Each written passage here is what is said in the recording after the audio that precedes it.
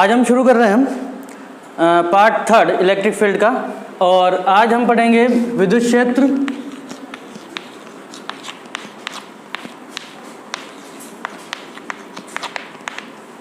व क्षेत्र रेखाएं। दो चीज़ें हमें पढ़नी है, विद्युत क्षेत्र व क्षेत्र रेखाएं। विद्युत क्षेत्र के बारे में हम थोड़ा सा डिस्कस कर लेते हैं, क्या होता है, कैसा होता है, किस तरीके से डिफाइन किया जाता है और कैलकुलेशन किस तरीके से इसकी की जाती है। देखिए, विद्युत क्षेत्र के बारे में मैं आपको बताता हूँ। हमने अभी तक पढ़ा है कि कोई भी चार्ज है इलेक्ट्रोस्टैटिक्स के अंदर, हम उसको स्थिर मान के चल रहे हैं। अगर वो चार्ज स्थिर है तो उस कंडीशन में उसके चारों ओर एक ऐसा क्षेत्र बन जाएगा जिसमें कोई दूसरा आवेश लाने पर वो बल का अनुभव करेगा। ठीक है, तो जिस जगह पर यह बाहर वाला चार्ज जिसे हम ला रहे हैं अनंत से, ये बल का अनुभव करने लग जाए, वो उसकी रेंज है, वो उसका क्षेत्र है ना। सपोज करिए कि आपके हाथ कहाँ तक पहुँचते हैं वो आपका रेंज है। इस हाथ के अंदर, इस रेंज के अंदर कोई आता है तो आप उसको टच कर सकते हैं, वरना नहीं कर सकते। तो ये रेंज है, इस तरीके से हम इसको डिफाइन कर रहे हैं। तो किसी भी स्थिर आवेश के चारों ओर का वह क्षेत्र जिसमें कोई अन्य आवेश लाने पर वह बल अनुभव करे, इसे हम कहते हैं विद्युत क्षेत्र। ठीक है, अच्छा, यहाँ पर हमें क्यू नॉट के बारे में थोड़ा सा जानना है। क्यू नॉट जो हमारे पास में है उसको कहा जाता है परीक्षण आवेश। परीक्षण आवेश। अब परीक्षण आवेश क्या होता है? देखिए, परीक्षण आवेश बहुत ही कमजोर आवेश है जिसका अपना कोई विद्युत क्षेत्र नहीं होता है। अपना कोई विद्युत क्षेत्र नहीं होता है। ठीक है, विद्युत क्षेत्र नहीं होता है, इसका मतलब है ये बल भी आरोपित नहीं कर सकता, किसी पर बल आरोपित नहीं करेगा। तो फिर क्या करेगा? ये सिर्फ बल अनुभव करेगा, केवल बल अनुभव करता है। ठीक है, और तीसरी मोस्ट इंपॉर्टेंट बात, यह हमेशा धनावेशित ही होता है। ठीक है, तो इस तरीके से हम विद्युत क्षेत्र को डिफाइन कर सकते हैं कि किसी स्थिर आवेश के चारों ओर का वह क्षेत्र जिसमें कोई अन्य आवेश लाने पर वह बल अनुभव करे, उसे विद्युत क्षेत्र कहते हैं। ठीक है, अब विद्युत क्षेत्र रेखाएं, विद्युत क्षेत्र रेखाएं, इन्हें हम विद्युत बल रेखाएं भी कहते हैं। ठीक है, बल रेखाएं भी कहते हैं, तो बल या विद्युत क्षेत्र रेखाएं। अब एक्चुअल में ये होती क्या है?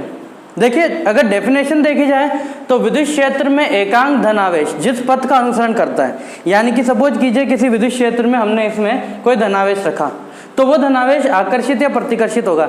अब हम परीक्षण चार्ज की बात कर रहे हैं, ये हमेशा प्रतिकर्षित होगा क्योंकि ये विद्युत क्षेत्र जो बना है वो प्लस वाले आवेश के कारण बना है, और क्यू नॉट भी क्या होता है? हमेशा धनावेशित होता है। तो जब ये इसके अंदर आएगा तो प्लस क्यू आवेश का विद्युत क्षेत्र के कारण इस पर बल लगेगा और ये गति करने लगेगा। ये जिस पथ का अनुसरण करेगा वह कहलाएगी विद्युत क्षेत्र रेखाएं या विद्युत बल रेखाएं।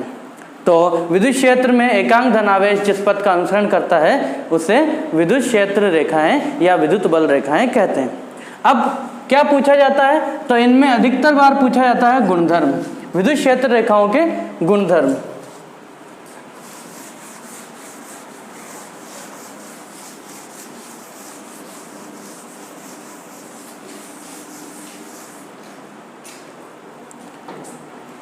पांच गुणधर्म आपको याद होने चाहिए, है ना।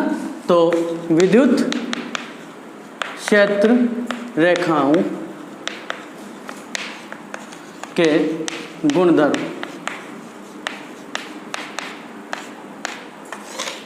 विद्युत क्षेत्र रेखाओं गुणधर्म, पांच गुणधर्म आपको याद होने चाहिए, जिसमें से चार तो आपको इजीली याद हो जाएंगे, जैसे कि यह हमेशा धनावेश से निकलती है,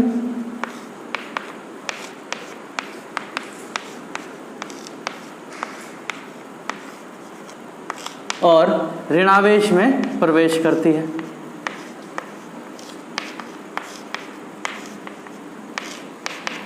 ठीक है, दूसरा,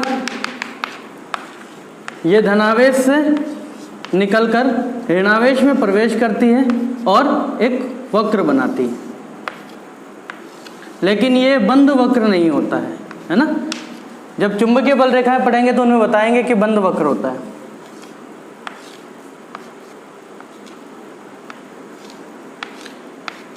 ये इस तरीके से हमारे पास में होती है।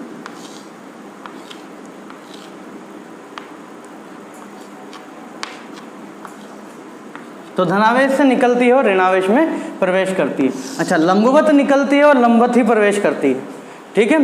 दूसरा, वक्र के अगर किसी बिंदु पर, जैसे कि ये वक्र बना है, सपोज कीजिए ये वक्र, इस वक्र के किसी बिंदु पर अगर कोई स्पर्श रेखा खींची जाए तो वह विद्युत क्षेत्र की दिशा को व्यक्त करती है। जैसे कि इस P बिंदु पर यहाँ पे धनावेश था, यहाँ पे ऋणावेश था, यहाँ से बल रेखाएं निकली। अगर इस P बिंदु पर कोई स्पर्श रेखा में खींच दूँ तो वह विद्युत क्षेत्र की दिशा को बताती है।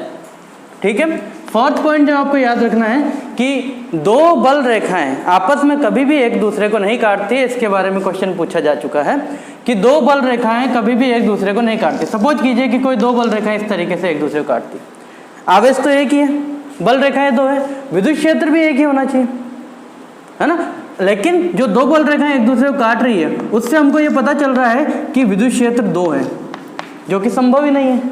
तो अगर ऐसा होगा तो इनके प्रतिच्छेद बिंदु पर विद्युत क्षेत्र के दो मान प्राप्त होंगे, जो कि संभव नहीं है। इसलिए कभी भी ये एक दूसरे को काटती नहीं है। ठीक है। फिफ्थ जो आपको याद रखना है वो है कि विद्युत क्षेत्र में वह स्थान जहां बल रेखाओं का घनत्व अधिक होता है वहां विद्युत क्षेत्र का मान भी अधिक होता है, और जहां बल रेखाओं का घनत्व कम होता है वहां विद्युत क्षेत्र का मान भी कम होता है। जैसे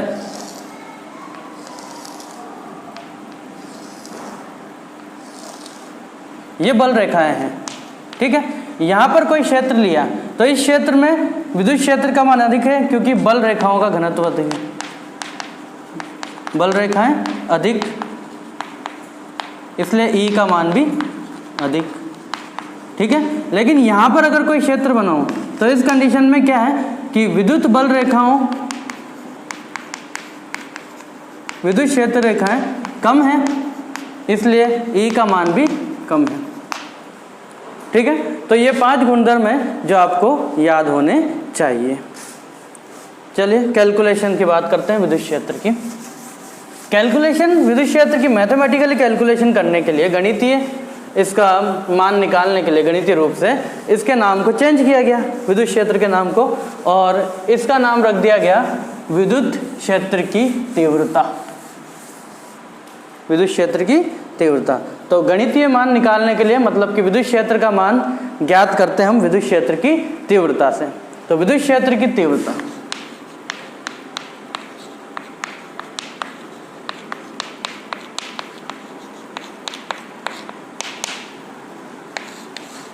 विद्युत क्षेत्र की तीव्रता। अब क्या है विद्युत क्षेत्र की तीव्रता? हमने कहा कि एक स्थिर आवेश है जो अपने चारों ओर एक विद्युत क्षेत्र बनाता है, ठीक है, ई विद्युत क्षेत्र बनाता है। इस विद्युत क्षेत्र में हम कोई परीक्षण आवेश लाते हैं किसी बिंदु तक। तो सपोज कीजिए कि हम P बिंदु तक कोई परीक्षण आवेश Q0 लेके आए, तो इस P बिंदु की इस Q आवेश से डिस्टेंस R हो गई। ठीक है, ठीक है। तो इस बिंदु पर विद्युत क्षेत्र की तीव्रता क्या होगी?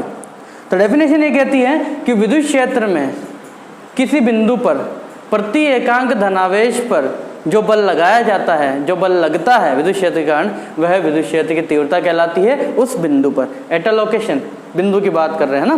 तो विद्युत क्षेत्र में रखे किसी बिंदु पर एकांक विद्युत क्षेत्र पर रखे किसी बिंदु पर एकांक धनावेश पर जो बल लगता है उसे विद्युत क्षेत्र की तीव्रता कहते हैं। अगर इसका फॉर्मूला बनाया जाए तो E is equal to F/Q0 से इसको डिनोट किया जाएगा। ठीक है। अगर मात्रक हो तो मात्रक हम देते हैं इसका न्यूटन प्रति कूलम। अच्छा, मात्रक पर भी एक क्वेश्चन पूछा गया कि इसका मात्रक वोल्ट पर मीटर भी होता है। देखो E जब भी दिया जाएगा E की वैल्यू, तब बहुत सी बार आपको न्यूटन पर कूलम देंगे, लेकिन काफ़ी बार आपको वोल्ट पर मीटर भी देंगे। इसके जैसे दो मात्रक हैं, वोल्ट पर मीटर, वोल्ट इंटू मीटर। ये वोल्ट इंटू मीटर जो है वो विद्युत फ्लक्स का मात्रक है, इसको ध्यान रखिए। ठीक है, इनमें कभी भी कंफ्यूज नहीं होना। वोल्ट इनटू मीटर ये विद्युत फ्लक्स का मात्रक है और वोल्ट प्रति मीटर ये विद्युत क्षेत्र का मात्रक है, विद्युत क्षेत्र की तीव्रता का मात्रक है। ठीक है, तो ये चीज़ आपको याद रखनी है, कंफ्यूज नहीं होना है इन चीज़ों में। आगे हम कह रहे हैं कि विद्युत क्षेत्र की तीव्रता ये सदिश राशि है। ठीक है, अगर सदिश राशि है तो इसका मतलब इसकी कोई दिशा भी होगी। तो दिशा बल की दिशा में देखो फॉर्मूला है E is equal to F/Q। Q है अदिश राशि, तो बल की दिशा ही विद्युत क्षेत्र की दिशा होगी। तो दिशा हमेशा बल की दिशा में होती है। तो विद्युत क्षेत्र की दिशा अगर आपको कभी पता करनी है तो आप ये सपोज कर ले में कि उस बिंदु पर एक टेस्ट चार्ज पड़ा है जो कि धनावेशित है। अब उसके हिसाब से आप देख लीजिए किधर जा रहा है। अगर यहाँ पे धनावेश रखा तो वो इस तरफ जाएगा बाहर की ओर, तो इसके बारे में ई की दिशा भी क्या हो जाएगी, बल की दिशा में हो जाएगी। अगर ये ऋणावेशित होता तो इस तरफ जाता है ना, टुवर्ड द सेंटर, तो उस कंडीशन में उसकी दिशा क्यू चार्ज की और होगी। ठीक है, बल की दिशा हमारे पास में आगे। तो इसका सदिश रूप E vector is equal to F vector upon Q nought से दिया जाता है। यह आपके पास में विद्युत क्षेत्र की तीव्रता। ठीक है, अब बिंदु आवेश के कारण विद्युत क्षेत्र की तीव्रता ज्ञात करते हैं।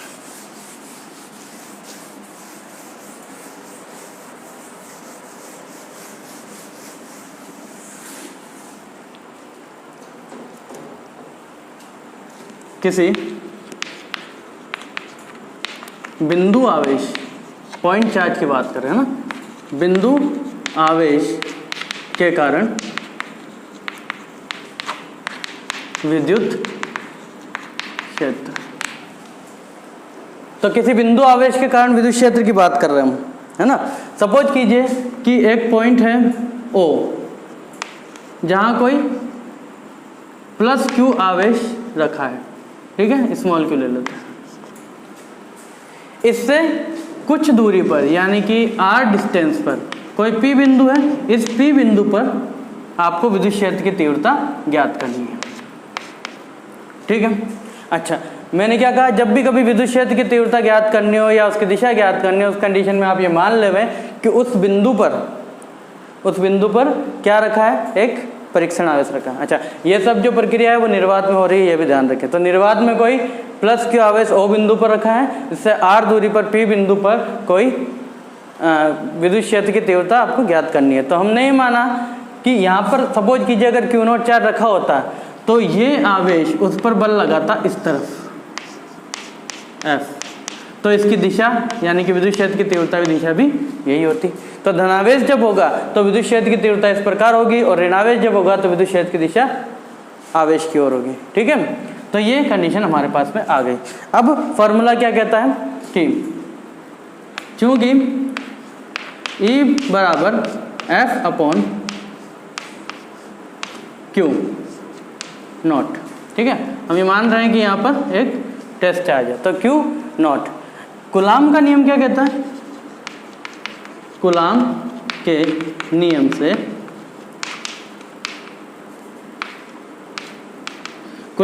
से अगर दो आवेशों के बीच की दूरी r है तो उस कंडीशन में उस पर लगने वाला कूलाम बल F is equal to K Q nought over R square होगा।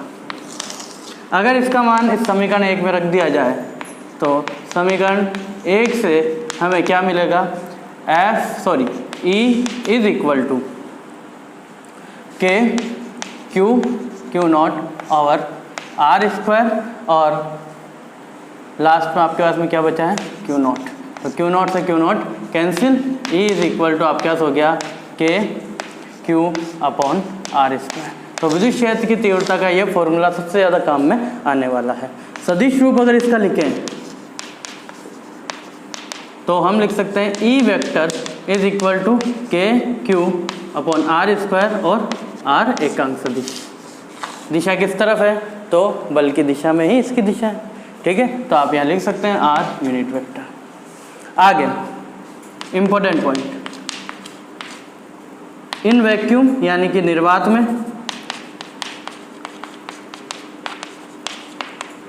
में तीव्रता है E इज इक्वल टू के की जगह हम रख सकते हैं 1/4 epsilon nought Q upon R square. और यही चीज़ माध्यम में हो जाएगी, माध्यम में E M is equal to, अच्छा इसको ई नॉट लिख देते हैं, इसको E M is equal to 1/4 epsilon nought epsilon R Q upon R square. ये पहले लेक्चर में बताया जा चुका है कि जब माध्यम में रखा जाता है तो माध्यम की विद्युतशीलता होती है एप्सिलॉन, और इस एप्सिलॉन की वैल्यू होती है epsilon nought into epsilon R. तो यहाँ पर एप्सिलॉन था जिसकी जगह हमने ये लिखा। अब सपोज कि इस एप्सिलॉन आर को छोड़ दें तो बाकी की पूरी चीज़ हमारे पास में ई नॉट के बराबर है। तो हम इसको लिख सकते हैं E M is equal to E nought upon epsilon R, यानी कि माध्यम में विद्युत क्षेत्र की तीव्रता निर्वात की तुलना में एप्सिलॉन आर गुना कम हो जाती है। ठीक है, ये हमारे पास में वैल्यू है। ठीक है, अगला नोट आप इसमें देखिए कि अगर आवेश धनावेश है तो विद्युत क्षेत्र की दिशा हमेशा उससे दूर होगी, और अगर ऋणावेश है तो विद्युत क्षेत्र की दिशा हमेशा उसकी ओर होगी। ठीक है, ये दो चीज़ें आपको ध्यान रखनी है हमेशा। ठीक, क्यों भी बता देता हूँ। देखिए, बल की दिशा इधर होती है इसलिए विद्युत क्षेत्र की दिशा इधर, बल की दिशा इस तरफ होती है इसलिए विद्युत क्षेत्र की दिशा भी इस तरफ ही होगी। ठीक है ना, तो ये वाली चीज़ हमारे पास में होती है। तीसरा नोट, थर्ड नोट जो आपको इसमें ध्यान रखना है वो है कि ग्राफिकल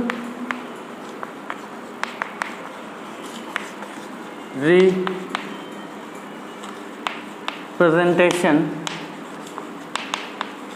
इसका मतलब ग्राफीय निरूपण जो हम कहते हैं, जैसा कि हमने कूलॉम्स लॉ में भी पढ़ा था और इसमें भी पढ़ लेते हैं। ग्राफीय निरूपण यानी कि डिस्टेंस के साथ में विद्युत क्षेत्र की तीव्रता में क्या परिवर्तन हो रहा है दूरी के साथ में, उसके बारे में हम पढ़ रहे हैं।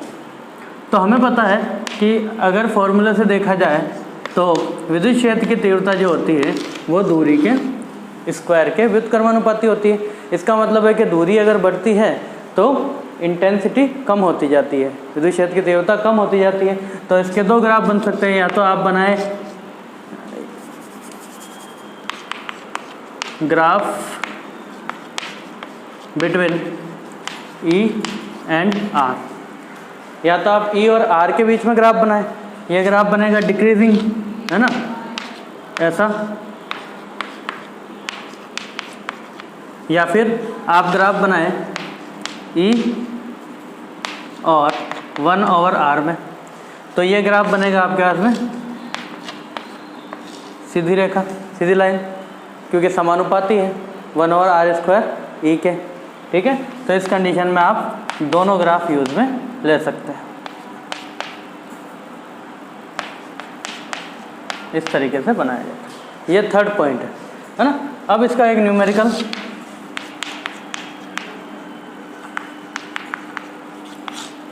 देखिए, सपोज कीजिए कि विद्युत क्षेत्र की तीव्रता आपको दी गई है, आवेश, विद्युत क्षेत्र की तीव्रता ज्ञात करनी है, आपका आवेश और बल का मान दिया गया है।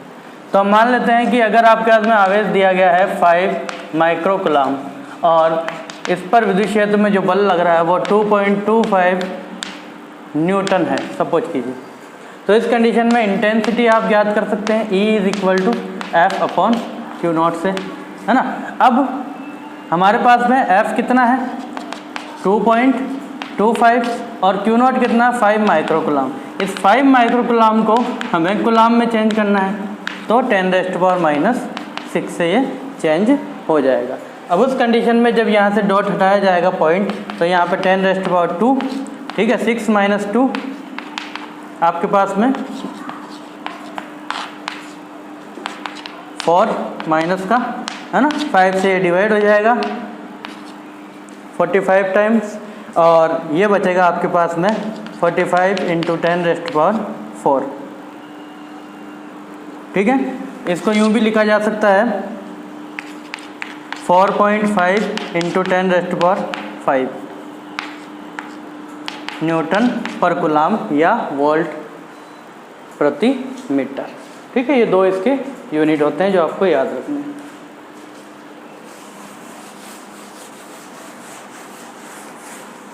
आगे हमारे पास में कुछ एग्जाम्पल इसकी आकृतियों से संबंधित भी हैं, जैसे कि समबाहु त्रिभुज हो गया, है ना। ऐसा क्यों? क्योंकि ये हमारे पास में जो राशि है वो सदिश राशि है और अध्यारोपण के सिद्धांत की पालना करती है, प्रिंसिपल ऑफ सुपरपोजिशन, है ना, इसमें लागू होता है। तो जो टोटल इंटेंसिटी किसी पॉइंट पर आती है वो सभी आवेशों के द्वारा जो विद्युत क्षेत्र की तीव्रता होती है उनके वेक्टर सम यानी कि सदिश योग के बराबर होती है। ठीक है, तो हमारे पास में एक समबाहु त्रिभुज है, सपोज कीजिए यहाँ पर आपके पास में एक प्लस क्यू आवेश रखा है ए और बी बिंदु पर, और सी बिंदु पर आपको तीव्रता ज्ञात करनी है, जहाँ पर आप मान लेते हैं कि यहाँ पर एक टेस्ट चार्ज होगा। यहाँ से इन दोनों आवेश के कारण इस एक बिंदु पर विद्युत क्षेत्र की तीव्रता ज्ञात करनी है। यहाँ हम ये मान रहे हैं कि हो सकता है कि यहाँ कोई टेस्ट चार्ज हो। उस कंडीशन में बी इस पॉइंट पर विद्युत क्षेत्र की तीव्रता इस दिशा में दिखाएगा और ए इस दिशा में दिखाएगा। दोनों के बीच में एंगल 60 डिग्री, इसके बीच में एंगल भी 60 डिग्री। ये है आपके पास में E2, ये है आपके पास में E1। ठीक है, तो हम क्या कर रहे हैं, फॉर्मूला लगाते हैं। टोटल E वेक्टर हमारे पास में कितना हो जाएगा, E1 square plus E2 square plus 2 E1 E2 cos theta. अब थीटा आपके पास में 60 डिग्री, ठीक है, और E1 is equal to E2, E1 is equal to E2। तो E vector is equal to आपके पास में हो गया 2E square plus 2E square और cos 60 डिग्री। cos 60 डिग्री कितनी वैल्यू होती है, 1/2। cos 60 value 1/2। तो E vector is equal to आपके पास में हो गया 2E square plus 2E square into 1/2। 2 से 2 कैंसिल, तो E vector is equal to 3E square. इसमें से E को आप बाहर ले सकते हैं और 3 को रूट में लिख सकते हैं, तो आपके पास में इसकी नेट विद्युत क्षेत्र आ जाएगा। अब E का मान क्या है, देखो क्योंकि ये डिस्टेंस इक्वल होती है इसलिए हमने E1 और E2 दोनों को इक्वल मान लिया। अगर क्वेश्चन में दी गई हो डिस्टेंस तो आप एक ही जगह वो यूज में ले सकते हैं, वरना E की वैल्यू आपके पास में है KQ/A स्क्वायर। तो आपके पास में E vector is equal to √3 KQ/A square